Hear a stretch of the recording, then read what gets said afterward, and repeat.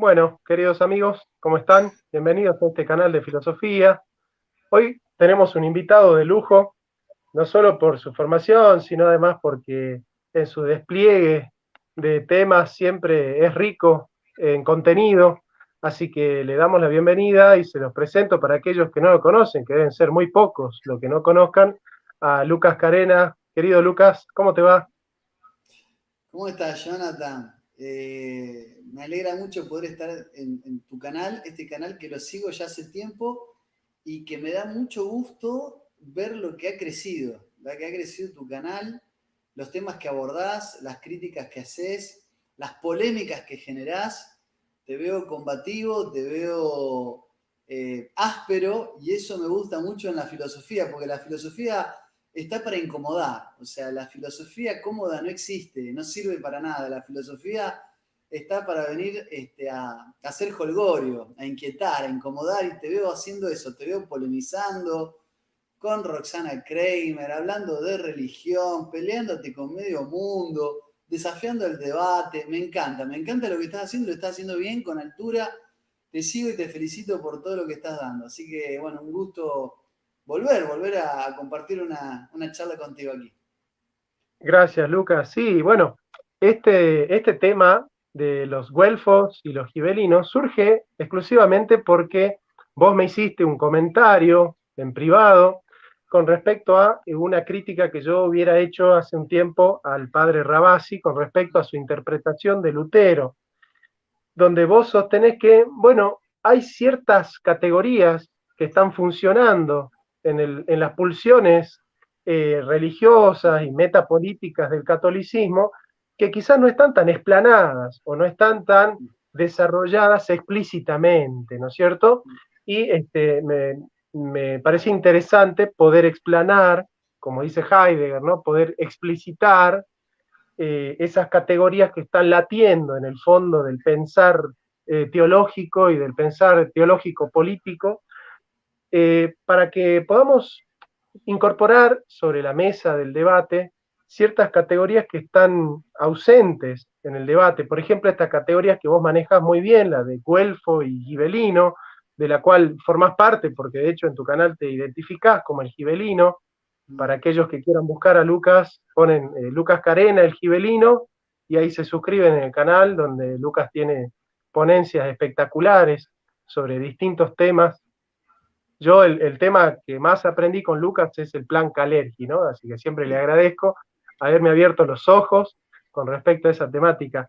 Pero introducinos, Lucas, porque al parecer viste que la disputa esta entre güelfos y gibelinos es una disputa meramente política entre, digamos, los herederos del Sacro Imperio Romano, que son los Hohenstaufen en Uh -huh, Alemania, y los Güelf, ¿no es uh -huh. cierto? Bueno, ¿cómo es que esa disputa que aparentemente es solo política, digamos, o dinástica, puede trasladarse a Italia ya con una complejidad teológica y una complejidad filosófica y cultural bueno, que es un poco el despliegue que vos haces en tu canal y del cual vos adoptás tu identidad, ¿no es cierto? Sí, es un tema recurrente en mi discurso, es un debate para mí vigente, actual, yo lo quiero traer siempre. No siempre ni todo el mundo se prende de ese debate, algunos lo consideran, como a veces, un tema pretérito, otros les hace ruido hablar como que dentro del catolicismo haya varios talantes, distintas tónicas de catolicismo, ya les molesta. Catolicismo es universalidad. ¿Cómo vamos a hablar de distintas improntas, de distintas acentuaciones dentro del catolicismo? Eso divide. Casi algunos ven el tema como si fuera cismático. El solo hecho de plantearlo ya les causa pavor, estupor, los aterra. Y la verdad es que una característica del güelfismo es que no saben que son güelfos. Los güelfos no saben que son güelfos. Practican el güelfismo pensando que llevan adelante la ortodoxia, que llevan adelante el bastión de la verdadera tradición de la iglesia. Y en el fondo los güelfos, y esto te lo comentaba antes de largar con el vivo, representaban a la clase burguesa y comerciante durante el siglo XIII, donde explotan o donde salen todas estas disputas entre güelfos y gibelinos. Mientras que los gibelinos representaban a la reyesía, a la tradición regia. Y desde los inicios de la Iglesia Católica, se enarbolaba la idea de que al poder espiritual del pontíficex, del puente entre lo divino y lo humano, también debía sucederle un poder temporal que custodie esa tradición regia que era tan divina y era un legado tan heredado del mismo Dios, así se lo consideraba en la Edad Media, como el mismo papado. De hecho, desde las épocas de Gelasio I, 492-496, que se lo conoce al Papa Gelasio, estamos hablando de un siglo y un poco más de la conversión de Constantino en el año 312, digamos, o sea, en los albores de la Iglesia. Gelasio combatió muchas herejías, entre otras cosas introdujo el famoso rezo del Kyrie eleison, que hoy conocemos, y se adoptó la doctrina del utrumque gladium, es la doctrina de las dos espadas. Era el poder universal en el mundo, efectivamente, lo ejercía la Iglesia, el domini mundis llamado, pero se ejercía a través de dos brazos, uno espiritual y uno temporal, ¿no? Esto queda corroborado en las cartas que Gelasio, el Papa Gelasio, les hace llegar al emperador de Oriente, que en esa época era Anastasio I. Entonces, hay ya desde los albores de la Iglesia Católica la idea de una bicefalía, pero no en el sentido de división y disputa, sino de armonía.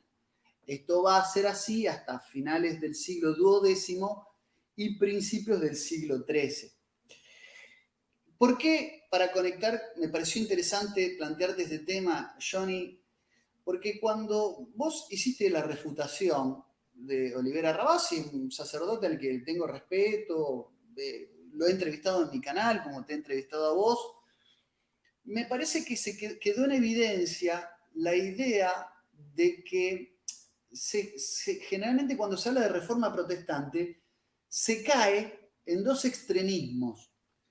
El extremismo interventor, es decir, el vaticanismo y la institucionalidad de la Iglesia, que no por asumir su magisterio tenemos que entenderla como una entidad interventora al punto extremo de la venta de la indulgencia, que efectivamente existió, y para mí, y ahora lo podemos desarrollar, no hubiera existido eso si no hubiera sido por el triunfo güelfo, la papolatría, que es una forma de herejía la papolatría.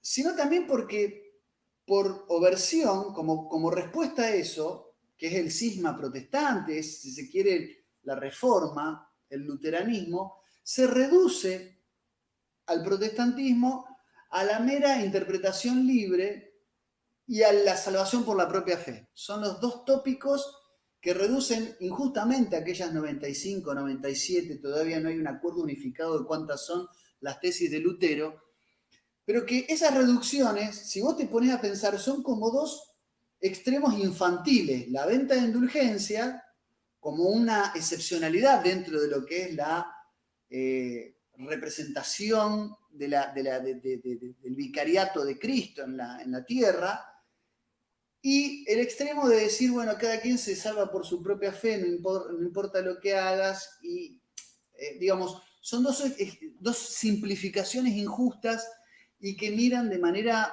a mi humilde criterio, infantil el problema, infantil la cosa.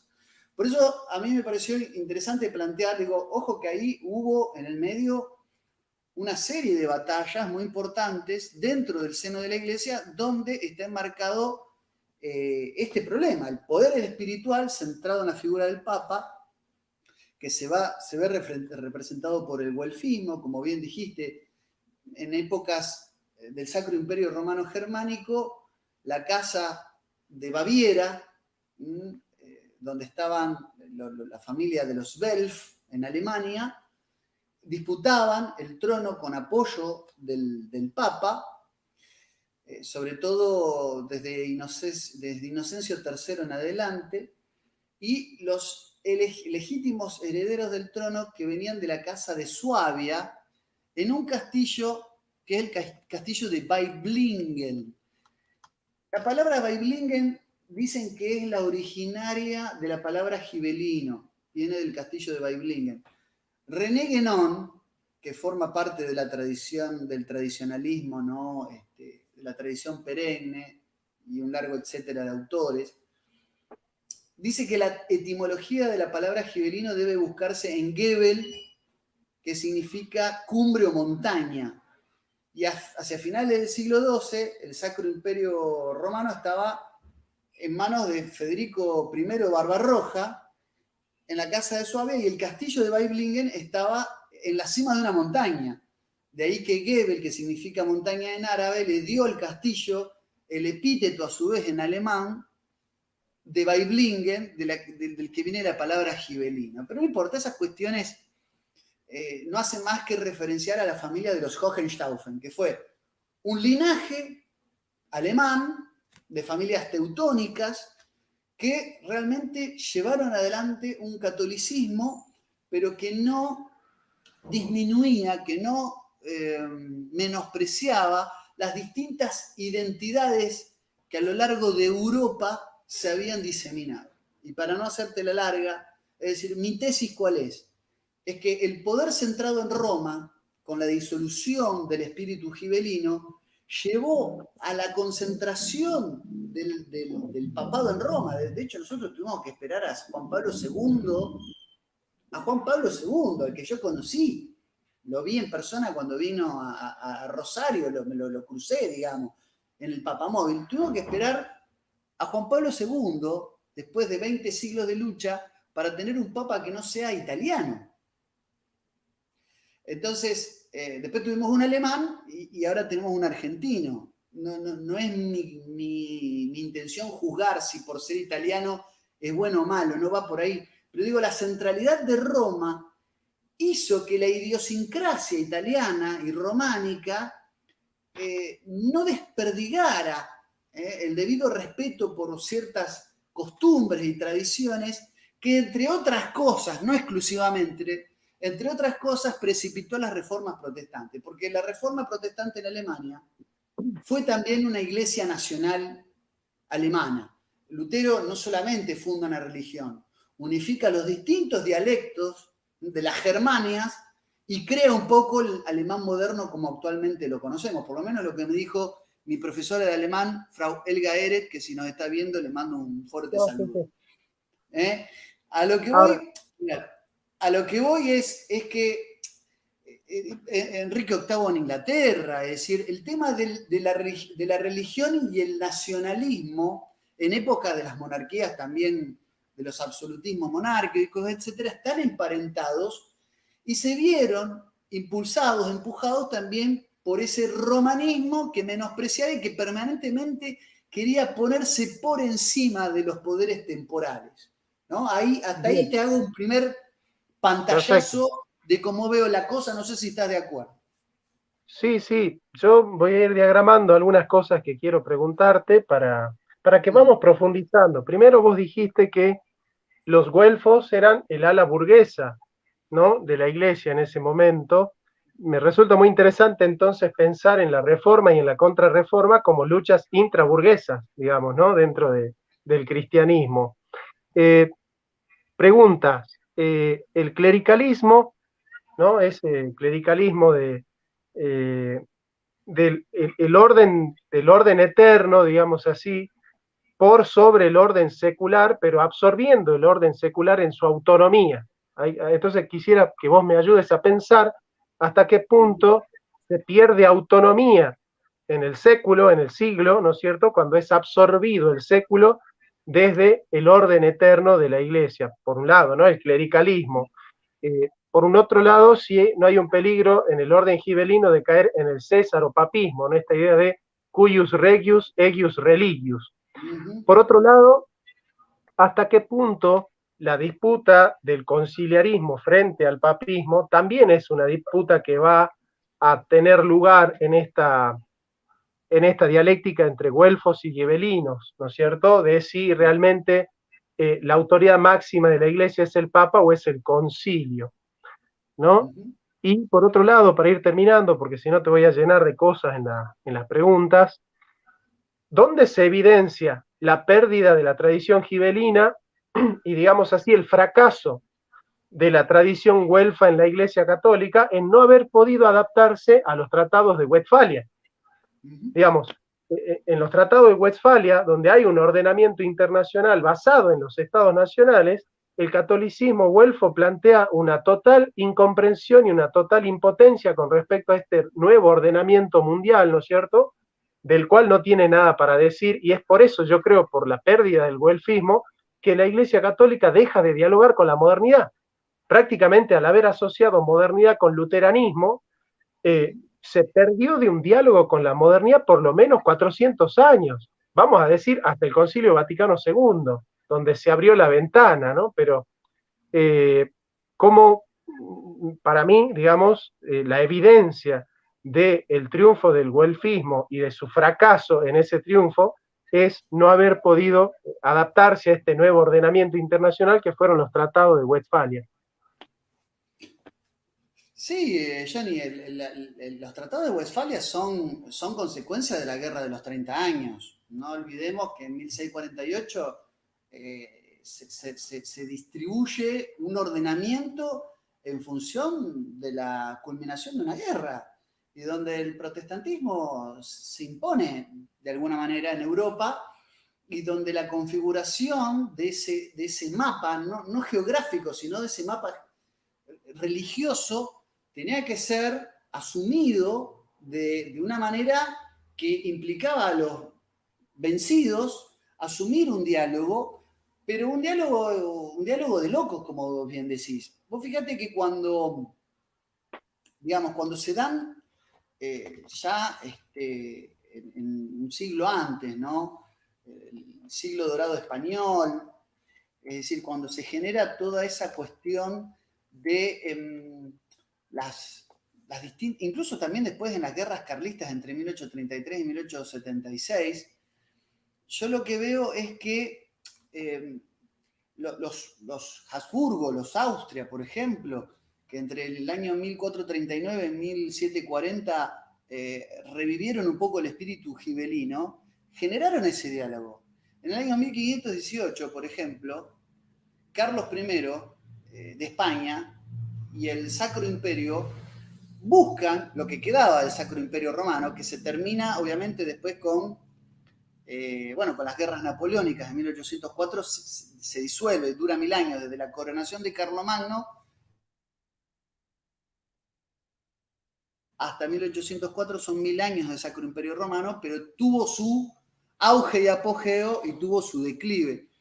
Pero para darte un solo ejemplo, Carlos I de España busca acercarse con los reformistas para hacer frente al Imperio Otomano. Mientras Roma vendía indulgencia, ¿viste? O sea, mientras Roma estaba en otra. Y por eso digo que creo que todos esa mirada distante de la realidad del mundo europeo llevó adelante, lamentablemente de los Austria vinieron los Borbones y después de los Borbones están muy emparentadas las revoluciones borbónicas y las revoluciones francesas. Esto lo explica desde Erich Hobsbawm hasta lo podés encontrar con Agustín Barruel en sus famosas memorias para servir a la historia del jacobinismo, en la relación Borbones, la relación jesuítica, la relación que hay con la misma masonería y la relación que hay con la reforma, la Revolución Francesa, el jacobinismo en última instancia. Primero, sí, el güelfismo en su papolatría generó distancia con la realidad histórica de su época. Interrumpe ese diálogo no en nombre de la tradición, sino en nombre del papismo. El gibelinismo no es, contestando a tu pregunta, no es cesaropapismo, no es como Pedro el Grande. Es la correlación de fuerzas armónicas entre el poder temporal y el poder espiritual. No es que se concentran ambas en una sola figura del emperador, el césaropapismo. Hay un dato histórico que me parece importante traer. Federico Barbarroja fue un importante gibelino, un gran cruzado teutón, que tuvo como hijo a Enrique VI, que fue también emperador del Sacro Imperio Romano, por la línea de los Hohenstaufen, obviamente, y que tuvo a su vez a Federico II, al que se le llamó el último gibelino. Si bien después hay rastros, después hay elementos del gibelinismo, se le llamó el último gibelino, que fue heredero no solo al trono imperial, sino que la Sicilia normanda, grandes partes de Nápoles y de Sicilia las había heredado por arreglos que había hecho su abuelo con territorios en Italia que le había cedido la iglesia. La cuestión es que, si bien los estados pontificios ya habían sido creados en el año 751, desde el año 800 con Carlomagno había como una especie de territorios que estaban compartidos entre los estados pontificios y el emperador del Sacro Imperio Romano Germánico. Por una disputa absolutamente territorial, los papas, sobre todo cuando asume después Inocencio III Honorio, un breve papado entre 1216 y 1227, se genera una tensionalidad, o sea, esa armonía se rompe entre el emperador del Sacro Imperio y el papado, se rompe esa armonía y se convierte en una estéril y furibunda competencia, a ver quién tenía más poder. Y se acentúa todavía más cuando viene Gregorio IX, el papa que sigue, que le pide a Federico II de Hohenstaufen, ya coronado emperador, que lleve adelante una cruzada, la Cuarta Cruzada, y que lo excomulga por el solo hecho de que se retrasó la Cuarta, porque la llevó adelante más tarde. La cruzada de Federico II fue maravillosa. Pide ayuda a un gran maestre de la orden teutónica, que era Hermann von Salza, un alemán. Logra un acuerdo con el sultán Al-Kamil del sultanato ayubí, fundado por el mismo Salamino, y recupera para la cristiandad, solo con negociaciones diplomáticas, Nazaret, Belén, Jerusalén, siempre y cuando se respeten algunos lugares sagrados para los musulmanes, logra recuperar eso para la cristiandad, pero el Papa Gregorio IX excomulga al emperador, imagínate lo que significa esto, Johnny, al emperador del Sacro Imperio Romano Germánico, o sea, divide la iglesia. Esto es un hecho mucho más trascendente como cisma que la reforma de Lutero. Pero queda la historia como una cuestión, como una interna, porque en esa época digamos, no había alguien que estaba por encima del otro. Es decir, era como había una igualdad de fuerzas donde el Papa se autoadjudicaba una superioridad moral para excomulgar al emperador del Sacro Imperio Romano. Pero esto no tenía que ser así. Cuando triunfa el güelfismo, la relación de fuerzas y la mayoría de los cismas y las reformas que se dan es porque la autoridad del Papa estaba tan concentrada que se la pasaba repartiendo excomuniones y precipitando las excomuniones, como pasó también con Enrique VIII. ¿Qué quiero decir? Es decir, que Federico II Hohenstaufen fue un gran emperador, fue el más grande pontífice que tuvo la Iglesia Católica, pero no fue papa. A algunos católicos esto les genera escozor, no lo entienden. El más grande pontífice de la catolicidad no fue un papa, fue un emperador, Federico II Hohenstaufen. Le llamaban Stupor Mundi, el faro del mundo. Fue conocido así en su tiempo. Pero los papas y los güelfos que seguían al papa lo llamaban el anticristo. Hablaba 9 lenguas Federico II de Hohenstaufen y escribía 7, cuando el resto de los monarcas de la época, la mayoría eran analfabetos. Y fundó la Universidad de Nápoles, hoy llamada Federico II en su nombre. Murió santamente con vestiduras cistercienses en el 13 de diciembre de 1250. Y dejó un legado de imperio, de tradición regia y de catolicidad que había unificado a toda Europa bajo la figura del emperador. Europa, Jonathan, se veía reunida y unificada por la figura del emperador, no del papa, no de esa romanidad meliflua y estéril, llena de sotanas, que pretendían mediar y vender indulgencia. Lo digo con todo respeto de la investidura. Cuando se termina la casta sacerdotal, es decir, cuando la religiosidad se limita a la casta sacerdotal, vienen todos los problemas. Cuando cae en la batalla de Montaperti, que fue en septiembre de 1260, los últimos güelfos y los últimos gibelinos pelean en Siena de la Toscana, que eran italianos, ¿no? Algunos estaban con los güelfos, estaban obviamente con el Papa, los gibelinos estaban con el emperador. En la última batalla que se da, no hubo, se puede decir, vencedores ni vencidos, pero a partir de ahí, la tradición gibelina, su impronta, su talante imperial, empieza a declinar.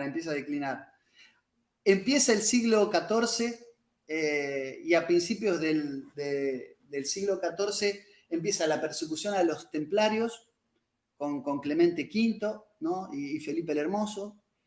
Es decir, se incinera a Jacques de Molay, ¿no? Recordemos que los templarios inician con Hugo de Payns y terminan con Jacques de Molay, el gran maestre. Y a partir de ahí, todas las castas guerreras, todas las órdenes de caballería, empiezan como a disolverse, a desgranarse, algunas a perseguirse. Algunos consideraban, hay dos versiones, que los templarios habían incurrido en el satanismo y el culto a Fonet. Otros consideran que efectivamente Felipe el Hermoso se había endeudado terriblemente, la corona de Francia se había endeudado terriblemente con los bancos templarios, y haciendo un juego de alianzas estratégicas, después de Bonifacio VIII, Clemente V, un papa adicto al poder de Felipe, los declara en herejía y empieza la cacería de brujas, empieza la persecución. Pero no importa, lo que quiero decir es que se termina ese poder imperial, o se va apagando, se va extinguiendo el poder imperial paulatinamente, y junto con ello el fortalecimiento de una casta sacerdotal sin guerreros, sin soldados, empieza a fragmentar y a fracturar Europa, porque se empiezan a distanciar, se empiezan a generar abismos. Para no hacerte la larga, un ejemplo, mucho después de Montaperti, ¿no? Después de las guerras carlistas y demás, a fines del siglo XIX, cuando muere el Papa León XIII en 1903, que es el Papa que en 1884, en su encíclica Humanus Genus, condena abiertamente la masonería, es el Papa de la Rerum Novarum, de la Rerum Novarum, es el Papa de la doctrina social de la Iglesia, ¿no? 1891, si no me equivoco. El cónclave que elegía sucesor eligió al cardenal Rampolla, Mariano Rampolla del Tíndaro.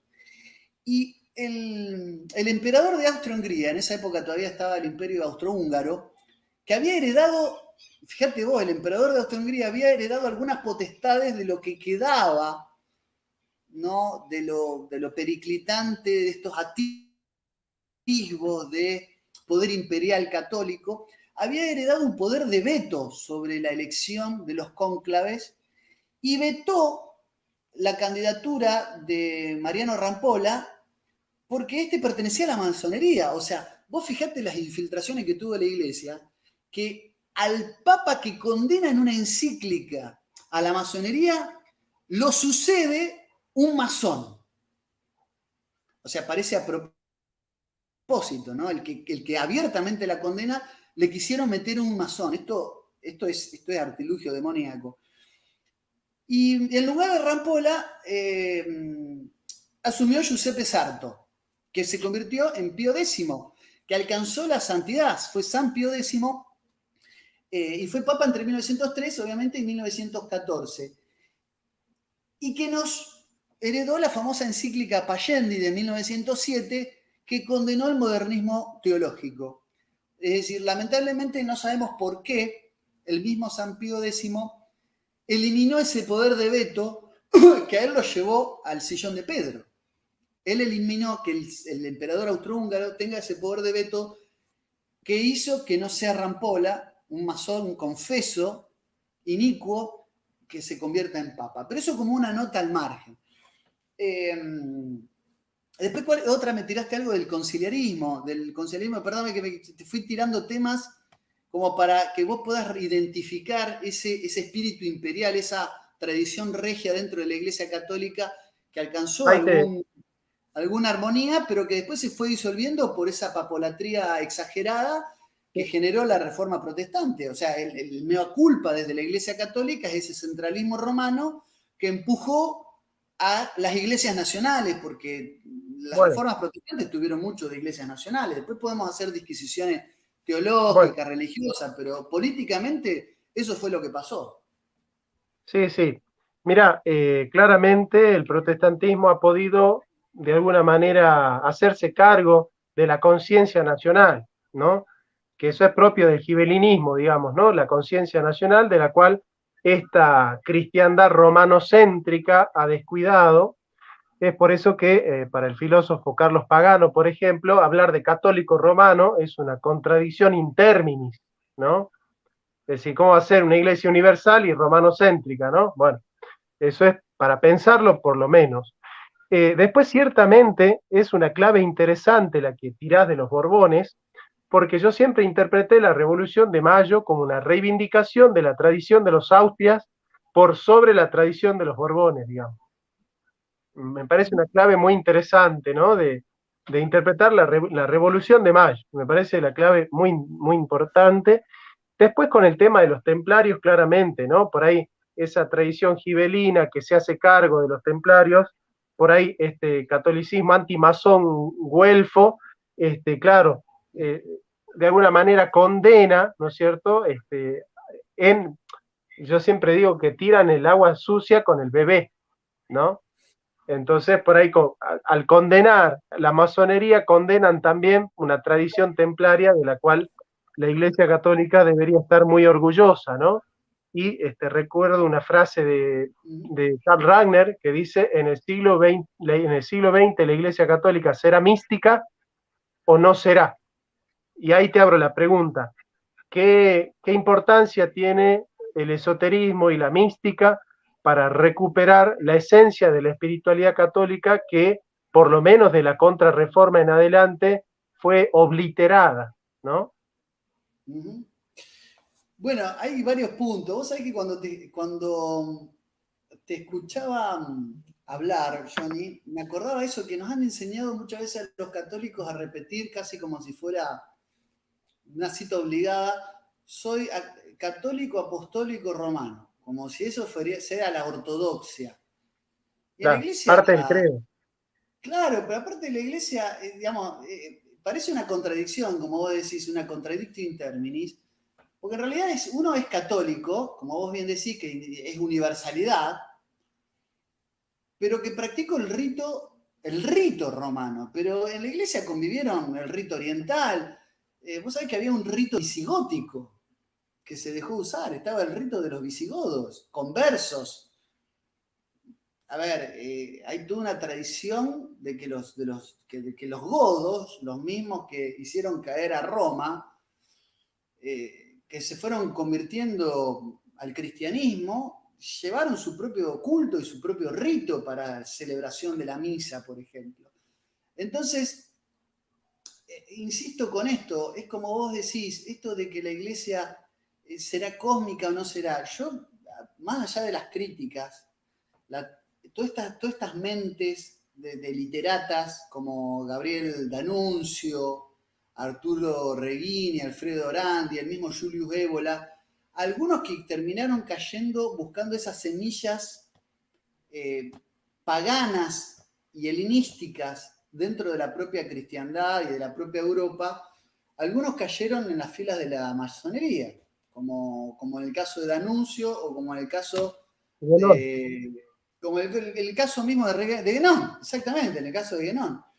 Confundidos también. De hecho, Ébola, en el Misterio del Grial, le critica a Guénon, le critica haberse dejado fagocitar por ese remedo, esa interpretación de la tradición templaria y demás que hace la masonería, que es una mezcolanza, digamos.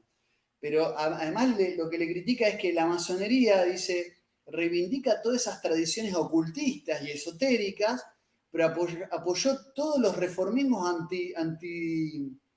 en contra de la reyesía, en contra de la monarquía, en contra de los imperialismos, a favor de las democracias deliberativas y en contra de la iglesia. De hecho, el rito de Hiram, que es una figuración que tiene que ver con los niveles iniciáticos de la masonería, van contra la iglesia, contra el ejército y contra el monarca, digamos. O sea que en el fondo es una revelación contra aquellos que supuestamente los persiguieron. Porque ¿qué dice la masonería? Nosotros estamos vengando, en sus ritos dicen, estamos vengando a Jacques de Molay.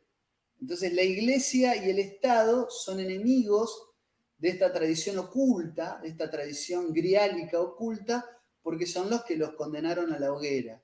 Entonces vos tenés al monarca, al rey de Francia y al Papa Clemente V, que son los que los condenan a la hoguera. Pero entonces la rebelión contra la iglesia y contra el ejército es la representación actual de esa lucha encarnizada de la masonería contra estos dos remedos o estas dos pervivencias de aquellas instituciones. Hay mucha tela para cortar. Lo del culto a Baphomet, sí, ahí veo que en los comentarios ponen. No hay nada cerrado sobre el tema. De hecho, el mismísimo Miguel Serrano estaba a favor de los templarios, hay otros que los reivindican, otros que no. Hay un gran oscurantismo sobre el tema. Pero volviendo al tema, el gibelinismo, que no es cesaropapismo, que tuvo diálogo con los reformistas, insisto, que fueron postergados injustamente, tienen su asidero en esto que fue la tradición regia, la tradición imperial.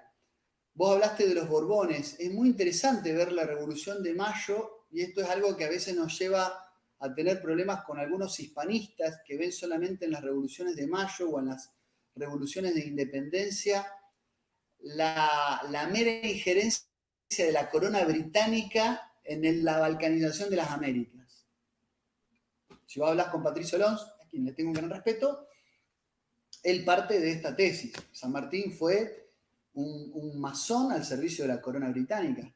Claro, el plan Maitland. La familia Escalada dice que tenía algún vínculo con la masonería, pero de San Martín, por lo menos yo leí el libro de Armando Tonelli y deja en claro de que no hay elementos contundentes para afirmar que San Martín o la logia Lautaro hayan sido logias iniciáticas masónicas. No hay ningún registro en la gran logia de Inglaterra de que la logia lautarina haya... A ver, vos estabas planificando, era una asociación discreta, por momentos secreta, pero bueno, estaban planificando una revolución. ¿Qué querían? ¿Que salgan con panfletos a revelar sus planes? Era una agrupación que secretamente planificaba una revolución. Ahora, la mirada de Marcelo Bullo, por ejemplo, o la tuya, o la mía, está que nosotros nos independizamos de una Francia, de una España no solo... Una España francesada. Exactamente, una España francesada. Una España de los Bonaparte, una España intervenida y una España borbonizada. Entonces había más elementos de hispanidad de este lado del Atlántico que en Europa. Y la revolución sirvió para que pervivan y para proteger ciertos aspectos hispánico-católicos, hispánicos, ¿no? Que el Imperio Español fue católico, que se habían mudado de sede para protegerse.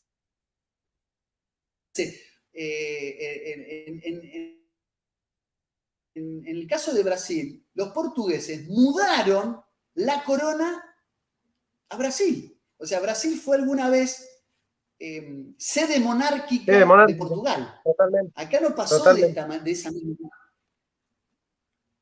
Entonces, bueno, eso por un lado, hay que entender la historia en esa complejidad, en esos vaivenes y en esa complejidad. Ahora, el resultado, obviamente que yo miro de manera muy negativa. Cuando yo digo que los güelfos representaban a la facción burguesa, no se hablaba en el 1200 de burguesía, ni se hablaba de proletariado.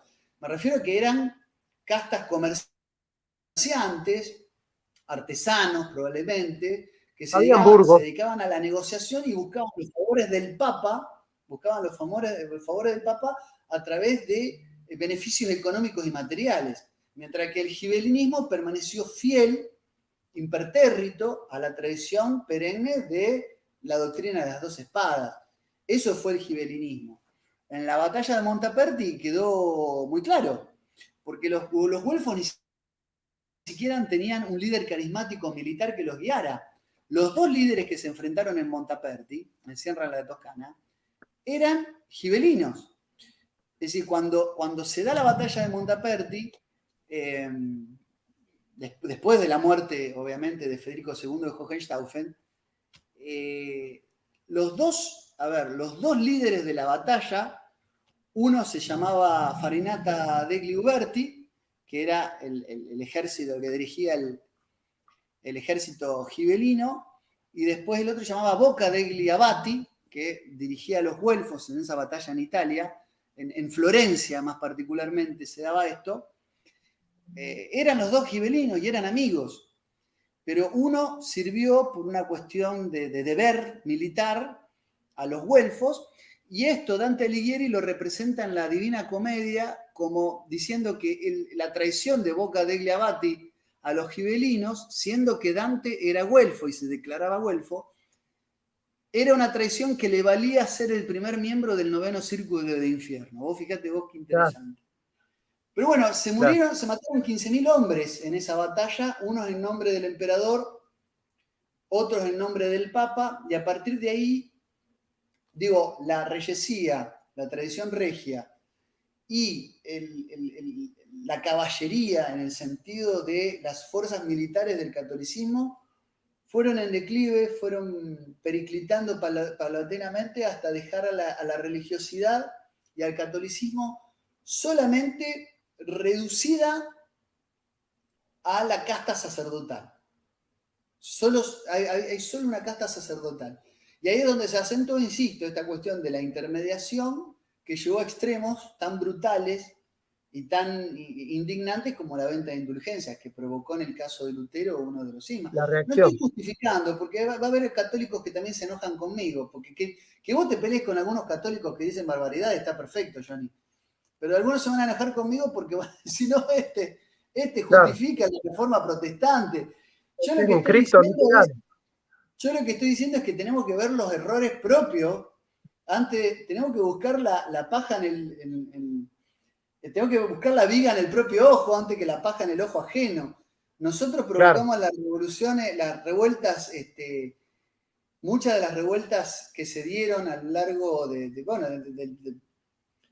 los inicios de la modernidad con el protestantismo, que son coincidentes, ¿no? O sea, no quiero caer en la tesis de Max Weber de que la modernidad y el capitalismo son hijos de la reforma protestante.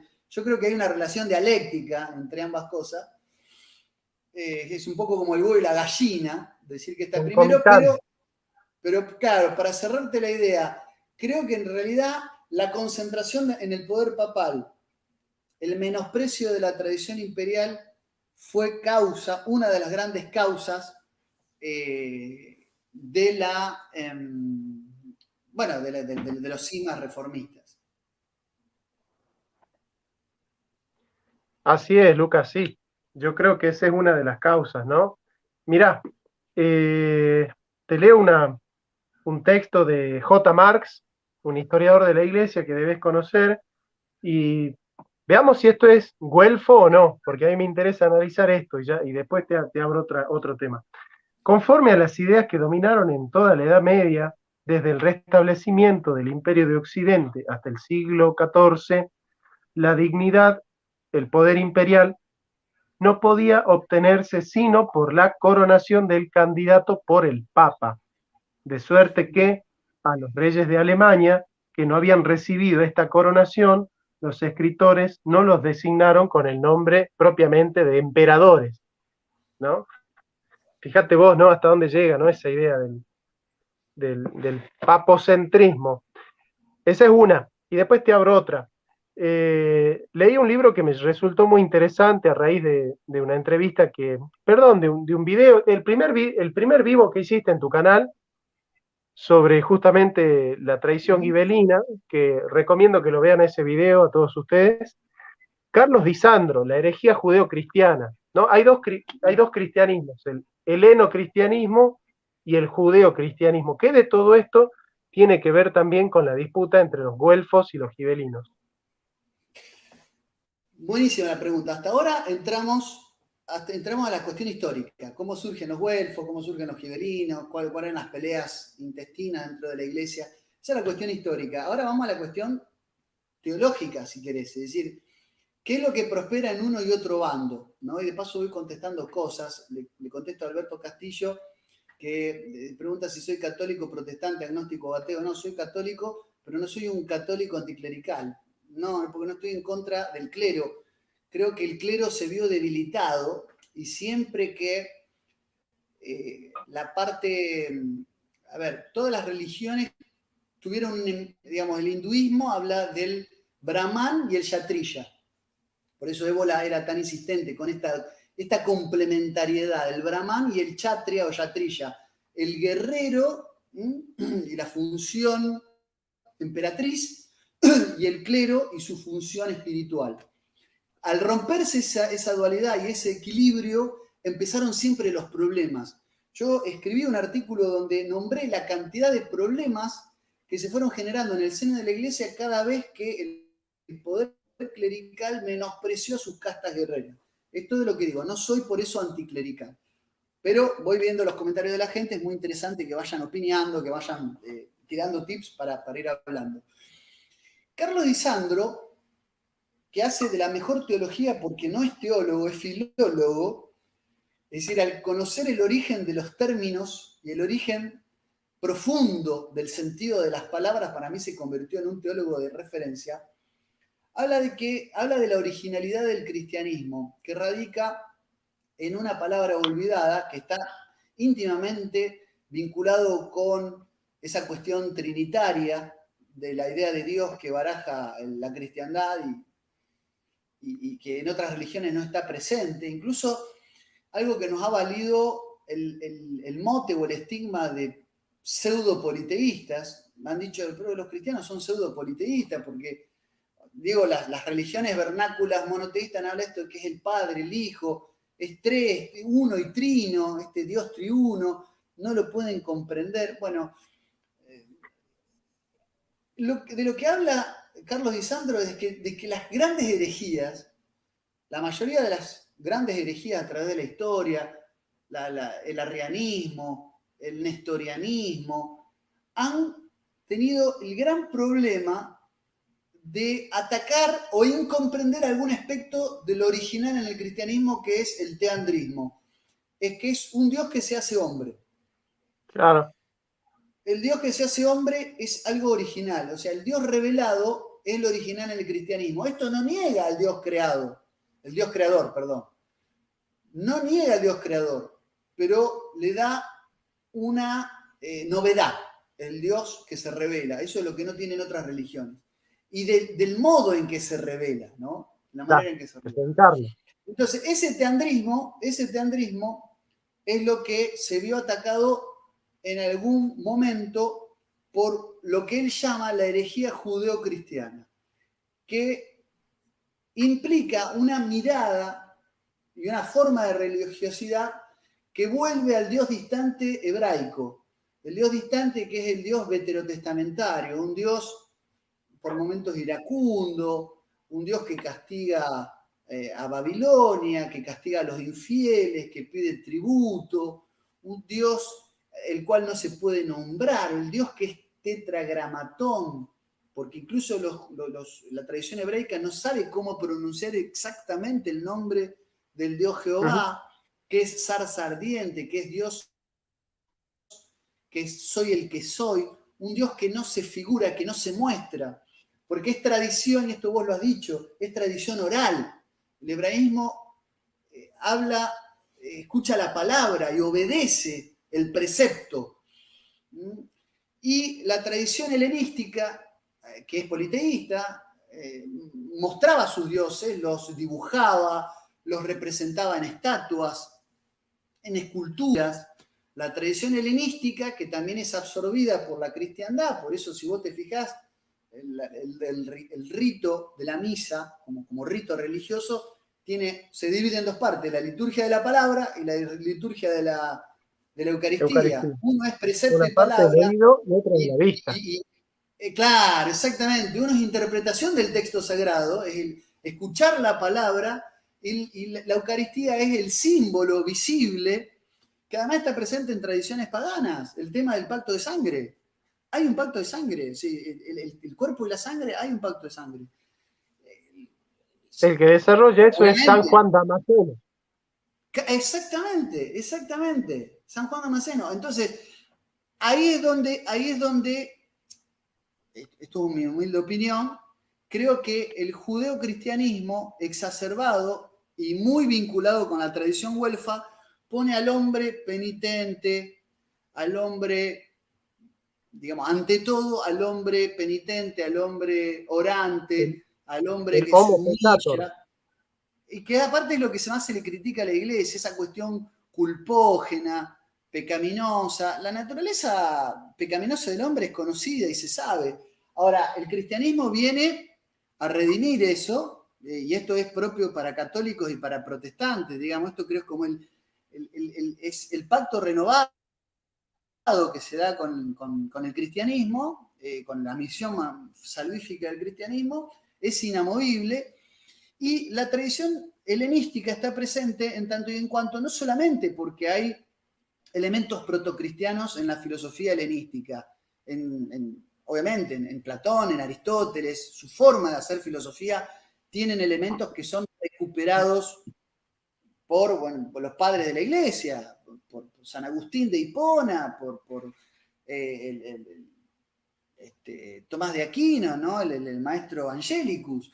Ahora, no solamente por esa cuestión del logos y la filosofía griega que conviven perfectamente con los padres de la iglesia, sino también porque las tradiciones paganas que hacían visibles a sus dioses también creían en una cercanía entre lo divino y lo humano. Creían que lo humano y lo divino estaban cerca, de hecho creían en la existencia de semidioses, que eran una instancia intermedia entre lo humano y lo divino. Y esto de Jesús que se hace hombre y que además al hacerse hombre diviniza lo humano porque nos da vida eterna, nos da el don de la inmortalidad, atributo otrora propio de los dioses, es algo novedoso que no estaba presente en el hombre insectificado de las antiguas tradiciones monoteístas. Entonces, ahí es donde Disandro me parece que da con la tecla al poner al heleno-cristianismo como algo que debe ser reivindicado por el judeo-cristianismo, como esa forma de ver al hombre pequeñísimo ante la inmensidad de Dios. Aparte hay un cierto colectivismo, porque somos parte de ese Dios creador, que también está muy, esto lo estudia Julio Membiel, de la Cábala al progresismo, donde se llega a pensar el Dios de la Cábala, ¿no? De la tradición esotérica. Es decir, no estamos hablando del Tanaj Torah, sino estamos hablando del Talmud, de libros talmúdicos y de libros cabalísticos. La mística medieval. Exactamente, el Sefer Yetzirah, que son libros talmúdicos, terminan hablando de ese Dios tan grande y el hombre tan pequeño, tan insectificado, que formaba parte como de un todo integrado con la creación. Para Membiel hay casi una suerte de panteísmo herético, heresiarca, en esa mirada de ser un Dios uno que se divide en partículas, mientras que el Dios de la creación es un Dios que multiplica lo creado. Esto lo explica muy bien Julio Membiel en esa obra de Fute, que es de la cábala al progresismo. Pero para cerrarte esta idea teológica y devolverte la palabra, porque no quiero excederme. Es decir, esta idea del Dios cercano, no del Dios distante, que es Jesucristo, que viene, que padece la humillación, el flagelo, la muerte, desciende a los infiernos y resucita de entre los muertos al tercer día, desciende al infierno y resucita, o sea, pasa todos los pesares de los hombres, devuelve esa mirada de lo divino como algo cercano y algo alcanzable, algo palpable. Por eso son los cristianos paganos, los primeros, a ver, los grandes conversos son mucho más los paganos, en Tesalonia, en Corintio, en Éfeso, en Macedonia, mientras que el judaísmo se mantuvo inflexible a la posición del cristianismo como una secta. Me refiero al cristianismo primitivo. Entonces digo, ese es un tema sumamente interesante y sumamente delicado, de los cuales muchos teólogos no hablan, sinceramente no hablan y lo dejan como medio así como perdido en la nebulosa, ¿no? Y me parece importante rescatar. Sí, claro. Mira, yo concuerdo con Panikkar de que la distinción pagano-cristiano es una distinción de poder, no es una distinción religiosa, ¿no? ¿Viste esta idea de que estos son del pago? El pagano es el que viene del pago, ¿no es cierto? Es digamos, la religiosidad del pueblo, la religiosidad del campo, ¿no? Donde es, digamos, justamente, ¿no? El clericalismo, cuando se va romanocentrizando, va diciendo, bueno, estos son los que vienen de las aldeas. Nosotros, en cambio, somos un cristianismo urbano, ¿no? Y esa urbanización del cristianismo tiene que ver con esa romanización, justamente, ¿no? Después,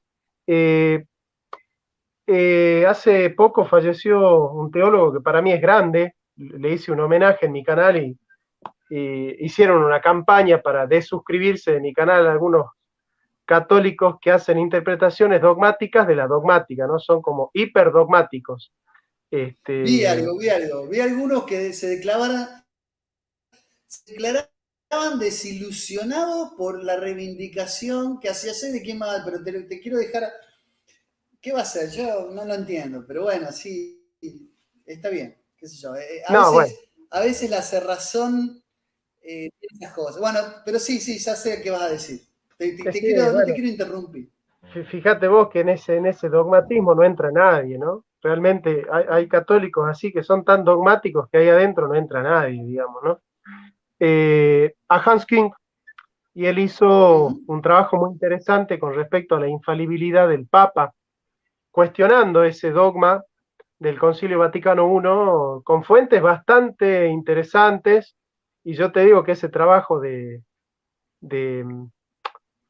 Hans King no fue rebatido más que con condenas ad hominem, pero de ninguna manera un trabajo serio y sistemático, ¿no? Y a partir de ahí me surge la pregunta, esta tradición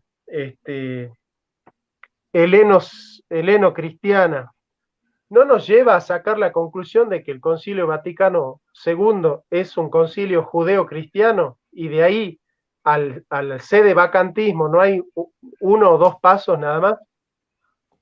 Pero no tengas dudas que el modernismo impreso es como decía Augusto del Noche, el Concilio Ecuménico Vaticano II es consecuencia del eclipse de lo sacro, es la reducción de la institución de la Iglesia a una ONG de beneficencia, por supuesto. Ahí Martín Bernabé pregunta algo muy interesante, que es cuál sería el poder temporal que se equilibra con el poder espiritual en este tiempo de la perspectiva hegeliana. No existe, se ha perdido, por eso yo me defino como un nostálgico. Si no, no me defendería. Un nostálgico, ¿qué hace? Piensa en el pasado. ¿Por qué? Porque hemos perdido esa grandeza, la grandeza de la tradición, de la reyesía. Tradición viene del latín tradere, transdare, dar un legado. Y eso es lo que se ha perdido con la modernidad. Si modernidad viene de moda, y que significa actualidad.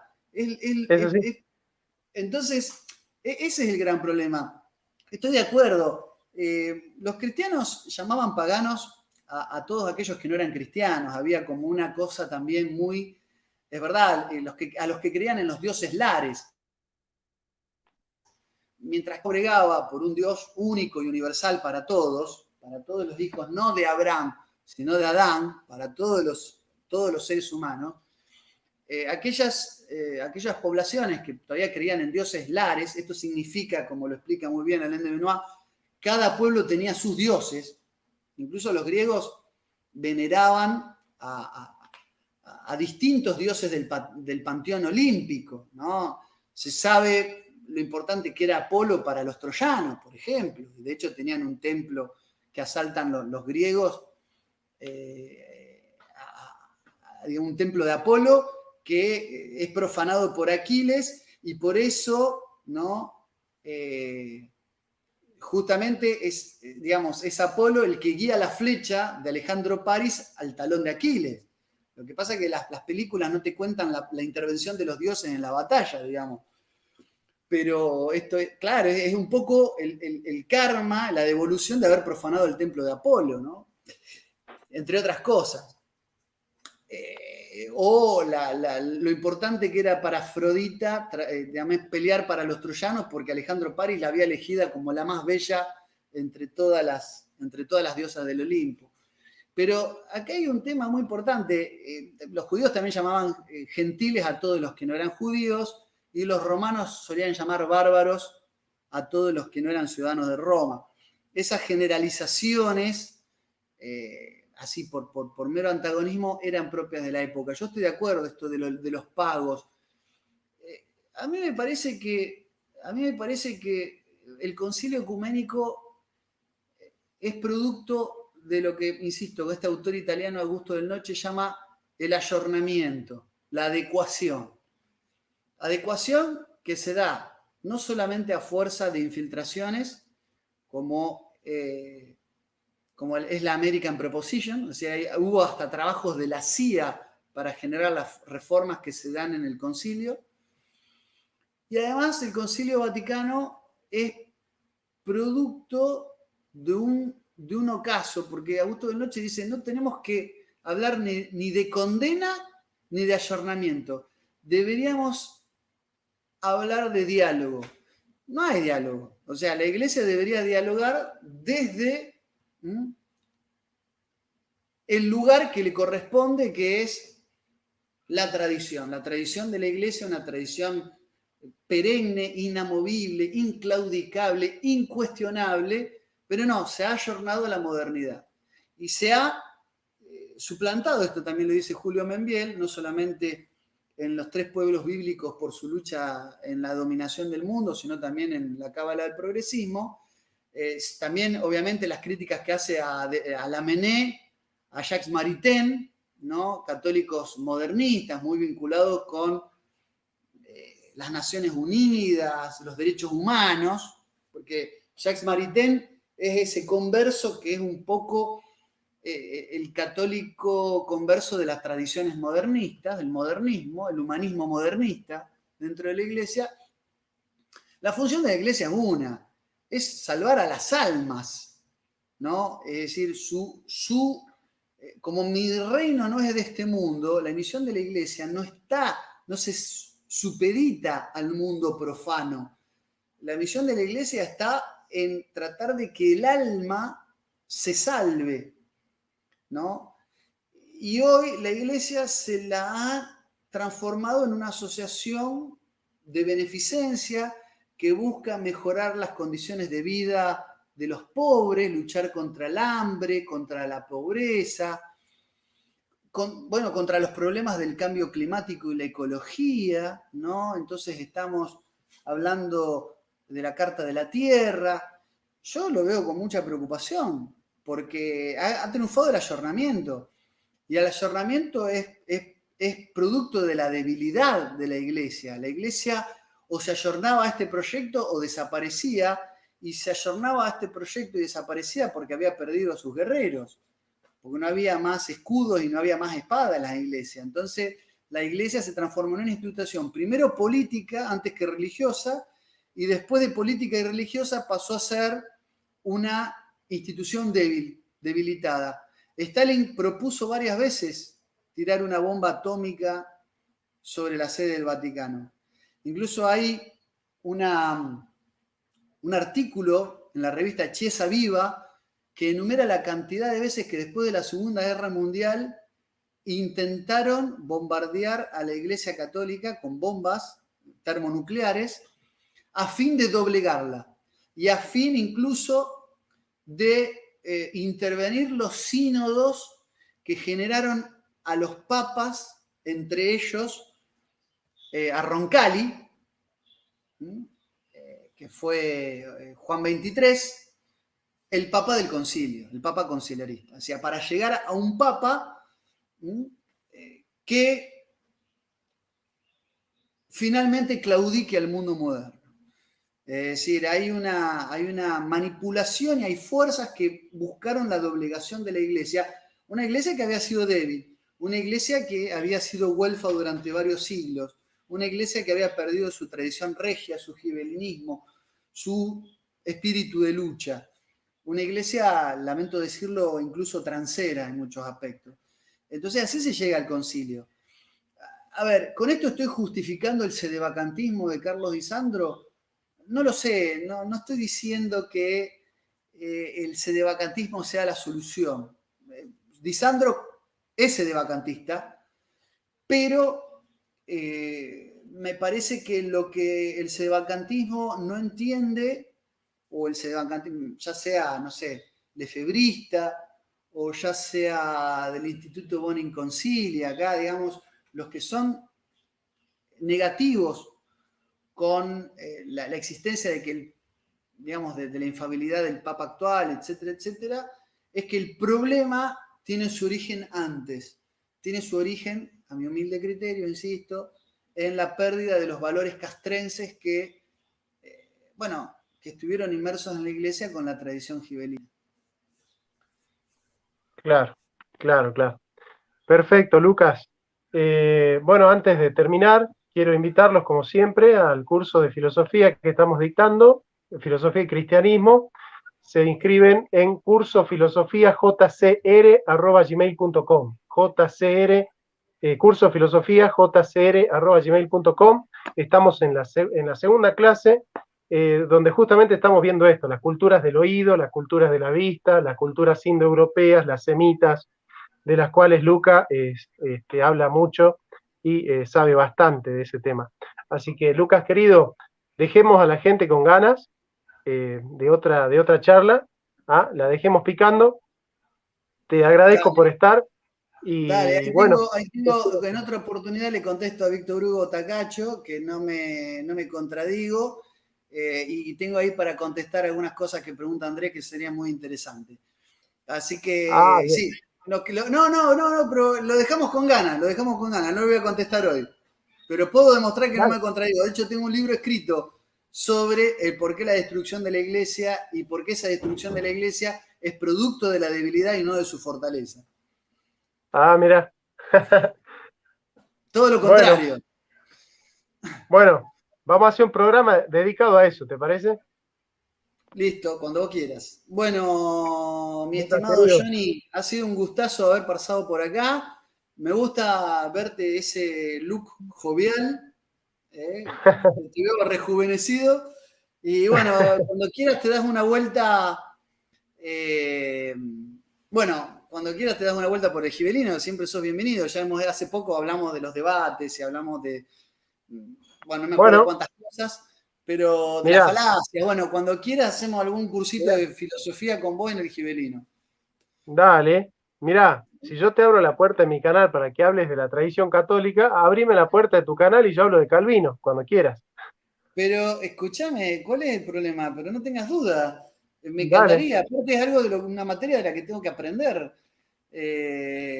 A ver, yo me encuentro con el calvinismo desde esa visión absolutamente, insisto, sesgada y miope, que es la de Max Weber, que tiene una madre calvinista y que le adjudica al capitalismo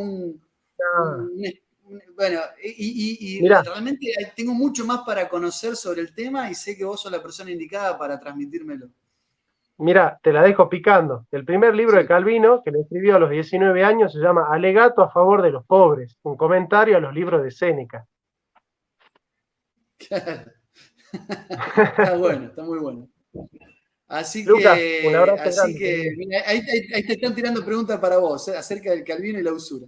Pero esas te las dejo que las Ya, conteste vos. Yo me voy ya a dormir, que mañana tengo que trabajar. Te mando un yo fuerte tengo que ir a abrazo hacer y te agradezco un montón la charla. un abrazo, Lucas, y saludo amigos. Nos Nos vemos en la vemos. próxima. Chau, chau. Hasta luego. Chao, chao.